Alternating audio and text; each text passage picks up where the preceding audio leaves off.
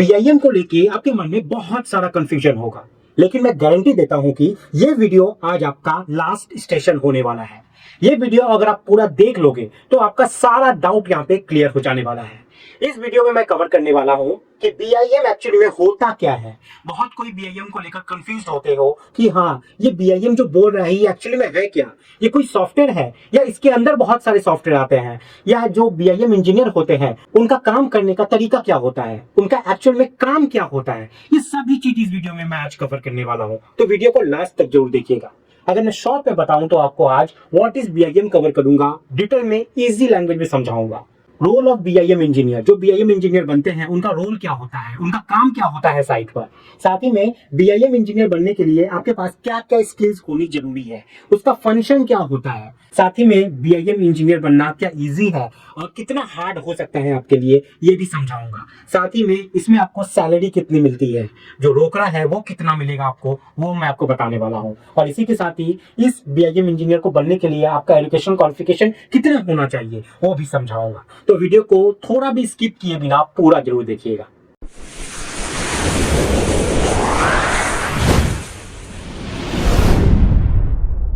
अगर आप civil engineering field में हैं और आपको लगता है कि आपका पूरा करियर सिर्फ साइट पर धूप, धूल, सीमेंट और ईंटों के बीच ही गुजरने वाला है, तो आज का ये वीडियो आपकी सोच बदल सकता है। क्योंकि आज हम बात करने वाले हैं एक ऐसे प्रोफाइल की जिसकी डिमांड पूरी दुनिया में तेजी से बढ़ रही है, जिसकी सैलरी एक फ्रेशर सिविल इंजीनियर से काफी बेहतर होती है और जिसमें आपको कंस्ट्रक्शन इंडस्ट्री से जुड़े रहते हुए भी ज्यादातर काम जो है वो कंप्यूटर पर करना पड़ता है। जी हाँ, मैं बात कर रहा हूँ बीआईएम की, यानी कि बिल्डिंग इंफॉर्मेशन मॉडलिंग की। आज के समय में कंस्ट्रक्शन इंडस्ट्री तेजी से डिजिटल हो रही है। पहले जहां एक बिल्डिंग को डिजाइन करने, कॉस्ट निकालने और कंस्ट्रक्शन प्लानिंग करने के लिए अलग अलग टीम्स की जरूरत पड़ती थी, वही अब बीआईएम टेक्नोलॉजी की मदद से ये सब काम एक इंटीग्रेटेड प्लेटफॉर्म पे किया जाता है। और इसी वजह से बीआईएम इंजीनियर्स की मांग लगातार डेली हर मिनट हर सेकंड बढ़ रही है। सबसे पहले समझते हैं कि बीआईएम आखिर होता क्या है, यानी कि व्हाट इज बीआईएम। बीआईएम का पूरा नाम है बिल्डिंग इंफॉर्मेशन मॉडलिंग। बहुत से लोग बीआईएम को सिर्फ एक सॉफ्टवेयर समझते हैं, लेकिन वास्तव में ये एक पूरा प्रोसेस होता है। इसमें मॉडल तैयार किया जाता है जिसमें केवल उसका 3D स्ट्रक्चर ही नहीं बनता, बल्कि उससे जुड़ी हर जानकारी मौजूद होती है। जैसे कि कौन सा मटेरियल लगेगा, कितना क्वांटिटी में लगेगा, कितनी कॉस्ट आएगी, कितना समय लगेगा और कंस्ट्रक्शन के दौरान कौन कौन सी समस्याएं आ सकती है और उसको सॉल्व कैसे करना है। अब सवाल आता है कि बीआईएम इंजीनियर वास्तव में करता क्या है, यानी कि रोल ऑफ बीआईएम इंजीनियर क्या होता है। एक बीआईएम इंजीनियर बिल्डिंग के डिजिटल मॉडल्स को बनाता है, अलग अलग डिपार्टमेंट के डिजाइन्स को कोऑर्डिनेट करता है, क्लास रिडक्शन करता है, कंस्ट्रक्शन प्लानिंग में मदद करता है और प्रोजेक्ट की कॉस्ट यानी कि टाइमलाइन को बेहतर तरीके से मैनेज करने में सहायता करता है। सरल शब्दों में कहूं तो बीआईएम इंजीनियर कंस्ट्रक्शन प्रोजेक्ट का डिजिटल ब्रेन होता है। उम्मीद करते हैं यहां तक आपको क्लियर हो गया है। अब हम लोग बात करते हैं स्किल्स की, यानी कि ये जो बीआईएम इंजीनियर अगर आप बनना चाहते हो तो आपके पास क्या क्या स्किल्स होनी चाहिए। सबसे पहला जो स्किल है वो है ऑटोकैड। ये तो एकदम बेसिक है जो आपको होना ही चाहिए। भले आप बीआईएम इंजीनियर नहीं बन रहे हो, सिविल इंजीनियर ही हो, तो भी ये ऑटोकैड का नॉलेज आपको 2D और 3D दोनों होना चाहिए। इसके बाद आता है आपका रेविट। ठीक है, रेविट मैं सबका यहाँ पे अभी आपको फंक्शन बताऊंगा कि ऑटोकैड क्या करता है, रेविट क्या करता है, सब चीज, लेकिन पहले मैं स्किल्स को यहाँ पे कवर कर लेता हूँ। रेविट के बाद आपका आता है यहाँ पे नेविश वर्क। नेविश वर्क इसके बाद आता है यहाँ पे बीआईएम 360। ठीक है, बीआईएम 360 इसको ऑटोडेस्क कंस्ट्रक्शन क्लाउड भी कहा जाता है। ऑटोडेस्क कंस्ट्रक्शन क्लाउड मैं सब कुछ समझाऊंगा आपको। इसके बाद आता है आपका यहाँ पे 4D एंड 5D।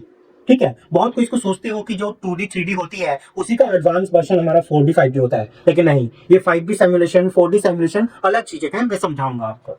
इसके बाद आता है आपका टेक्ला स्ट्रक्चर। ठीक है, टेक्ला स्ट्रक्चर। और जो लास्ट स्किल है वो है आपका यहाँ पे डायनामो। ठीक है, इसके साथ और भी है लेकिन ये मेजर है, इंपॉर्टेंट। ऑटोकैड, रेविट, नेविसवर्क्स, बीआईएम 360, इसको ऑटोडेस्क कंस्ट्रक्शन क्लाउड भी बोलते हैं, 4D 5D, Tekla structure, dynamo, ये मेजर स्किल्स हैं जो एक बीआईएम इंजीनियर को आने ही चाहिए।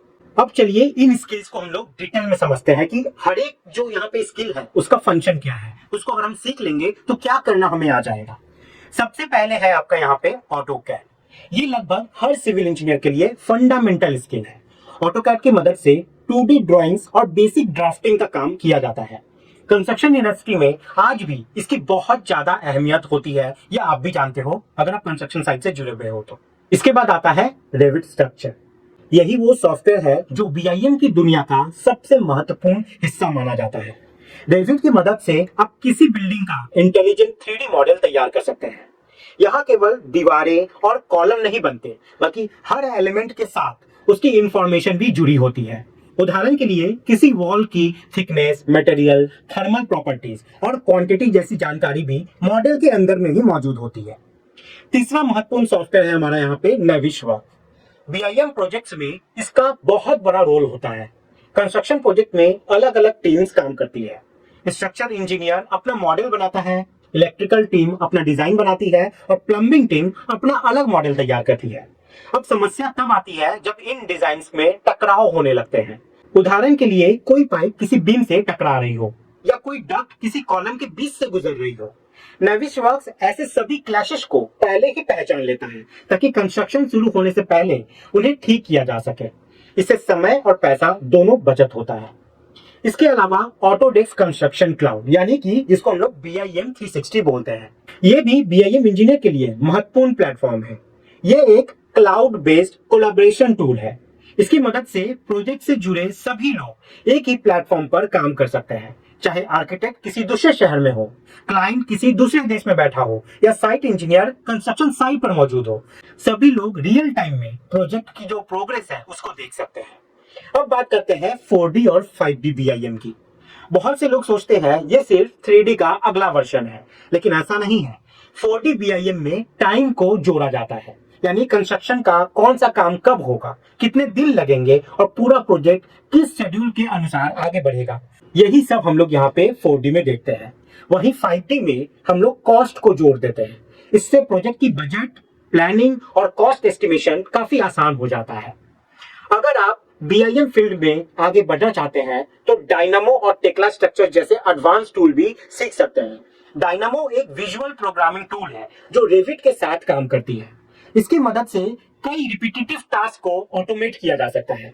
मान लीजिए किसी बिल्डिंग में सैकड़ों डोर्स लगाने हैं, जो डायनामो की मदद से कुछ ही क्लिक में ये काम चंद सेकंड में पूरा हो सकता है। वही टेक्ला स्ट्रक्चर्स का उपयोग बड़े और कॉम्प्लेक्स स्ट्रक्चरल प्रोजेक्ट्स में किया जाता है, खासकर ब्रिजेस, इंडस्ट्रियल स्ट्रक्चर्स और हेवी स्टील स्ट्रक्चर्स के लिए ये सॉफ्टवेयर काफी लोकप्रिय होता है।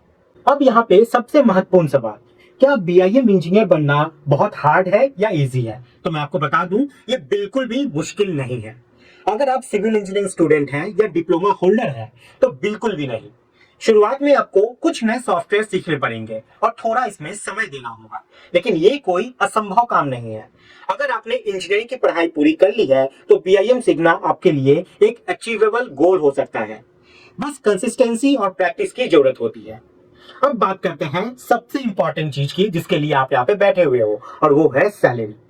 भारत में एक सामान्य सिविल इंजीनियरिंग फ्रेशर की शुरुआती सैलरी अक्सर 15,000 से 20,000, 18,000 इसके आसपास होती है प्रति महीना, एवरी मंथ। वही बीआईएम इंजीनियर की शुरुआती सैलरी कई कंपनियों में 30 से 50,000 रुपए तक भी जा सकती है। अगर आपने अच्छे इंस्टीट्यूट से ट्रेनिंग ली है और सॉफ्टवेयर स्किल्स मजबूत है तो इसमें और ज्यादा आपको बेहतर अपॉर्चुनिटीज मिल सकती है। एक्सपीरियंस बढ़ने के साथ सैलरी में तेजी से ग्रोथ देखा जा सकता है। 4 से 5 साल का एक्सपीरियंस होने के बाद बीआईएम इंजीनियर प्रोफेशनल्स को 12 से 24 लाख की प्रति महीने सैलरी के पैकेज पे रखा जा सकता है। विदेशों में बीआईएम की डिमांड और भी तेजी से बढ़ रही है। वहां तो 50-50 लाख, 60-60 लाख रुपए सालाना जो सैलरी है वो आराम से मिल जाती है। Gulf countries, Singapore, Australia, New Zealand, Canada और यूरोप के कई देशों में बीआईएम प्रोफेशनल्स को काफी अच्छे पैकेजेस मिलते हैं। यही कारण है कि आज बहुत से सिविल इंजीनियर्स बीआईएम को अपना करियर ग्रोथ का महत्वपूर्ण हिस्सा मान रहा है। अगर एजुकेशनल क्वालिफिकेशन की बात करें कि इसे कौन कौन कर सकता है, तो diploma holders, BTech civil engineers वाले, आर्किटेक्ट्स वाले, ये सभी इस फील्ड में आराम से आ सकते हैं। हालांकि डिग्री होने से करियर ग्रोथ के अवसर जो है वो भले ही बढ़ जरूर जाते हैं, लेकिन आपको पता होना चाहिए कि आज कंपनीज सिर्फ डिग्रीज नहीं देखती, वो देखती है आपका पोर्टफोलियो, आपका प्रोजेक्ट, आपका वर्क फ्लो, समझाने का तरीका और आपकी कोलैबोरेशन स्किल। मतलब आपने रियल प्रोजेक्ट्स पे काम किया है या नहीं किया है, मल्टी डिसिप्लिनरी टीम्स के साथ काम करना आता है या नहीं आता है, और इंटरनेशनल स्टैंडर्ड्स फॉलो करते हो या नहीं। इसी रीजन से आज के वक्त में ग्लोबल मार्केट में स्ट्रक्चर्ड बीआईएम प्रोग्राम्स की डिमांड बहुत तेजी से बढ़ रही है। तो दोस्तों, अगर आप भी फाइनल ईयर स्टूडेंट हो, अर्ली करियर प्रोफेशनल हो या साइट इंजीनियर हो और आप अपनी सैलरी 2x, 3x, 4x करना चाहते हो, तो बीआईएम आपका शॉर्टकट नहीं, स्मार्ट रूट है। आज कंपनीज मैनुअल इंजीनियर से ज्यादा डिजिटल इंजीनियर्स को प्रेफर करती है। BIM engineers globally transferable skills के साथ काम करते हैं, इसलिए इनकी डिमांड हर कंपनी में होती है। मैं पर्सनली मानता हूं कि आने वाले 5 से 10 साल में ट्रेडिशनल ड्राफ्टिंग और मैनुअल कोऑर्डिनेशन ऑलमोस्ट ऑब्सोलीट हो जाएगा और बीआईएम बेस्ड सिस्टम ही इंडस्ट्री स्टैंडर्ड्स बनेगा। इसलिए अगर आप सीरियस हो अपने सिविल इंजीनियरिंग करियर को लेकर, तो आज ही डिसीजन लो कि आप सिर्फ डिग्री पे डिपेंडेंट नहीं रहोगे, बल्कि इंडस्ट्री रेडी स्किल बिल्ड करोगे।